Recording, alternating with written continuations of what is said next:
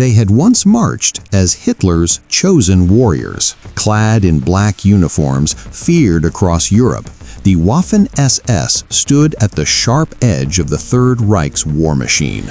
On every front, from Normandy to the Eastern Front, their name carried a reputation for fanatic discipline and ruthless violence. But in May 1945, everything collapsed. Germany surrendered. The Reich was finished, and the men who had once been called elite were suddenly prisoners, fugitives, or ghosts in a shattered continent.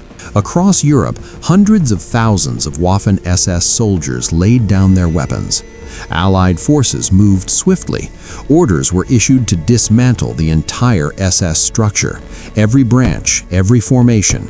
Units were rounded up, disarmed, and marched into captivity. Just weeks earlier, their uniforms had symbolized terror. Now, they marked them for arrest. Justice followed quickly.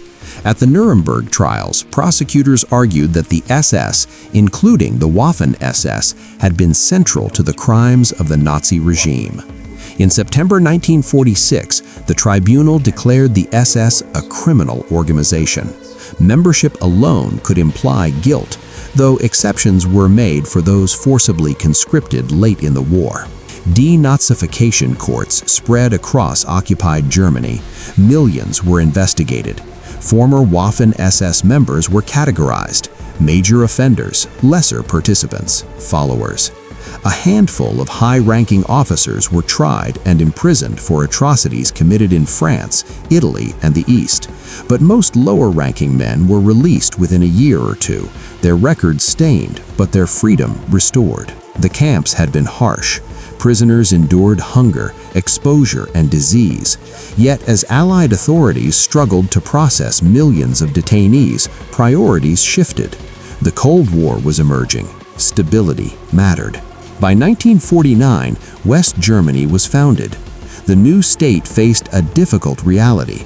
Among its citizens were hundreds of thousands of former Nazi Party members and soldiers, including many ex-Waffen-SS men. Officially, the organization remained condemned. Its veterans were excluded from pensions and civil service.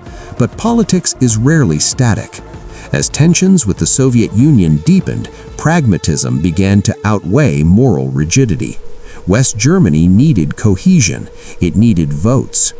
In 1950, a federal law providing benefits to war victims reignited controversy. Should former Waffen-SS members receive the same support as regular Wehrmacht soldiers? The debate divided the country. By 1953, Chancellor Konrad Adenauer made a statement that echoed loudly. Waffen-SS men, he suggested, had fought as soldiers like others. It was not an endorsement of ideology, but it signaled normalization. Gradually, many former SS men became eligible for limited pensions, especially those drafted after 1943. Some even applied to serve in the newly formed Bundeswehr. Only a fraction were accepted, but the door had opened. Most chose silence instead. They worked in factories, construction sites, small businesses. In the economic boom of the 1950s, many blended into society. The past was rarely discussed. Germany focused on rebuilding, not remembering. But resentment lingered. In 1951, former SS officers formed an organization called HIAG, a mutual aid association for Waffen-SS veterans. What began as a welfare group quickly transformed into a political lobby. Its leaders argued that the Waffen-SS had been unfairly vilified, portraying it as a purely military force rather than an ideological arm of Nazism. They published memoirs, organized reunions, influenced politicians. For a time, their narrative gained traction, yet history has a way of resurfacing. By the 1970s, a younger generation of Germans began demanding accountability. Journalists exposed revisionist claims. Scholars dismantled the myth of a clean Waffen-SS. Public tolerance eroded. HIAG dissolved in 1992, but the debate did not vanish. After German reunification, Newly opened archives revealed deeper connections between Waffen-SS units and mass atrocities. Meanwhile, reports surfaced that some former members still received pensions under post-war laws.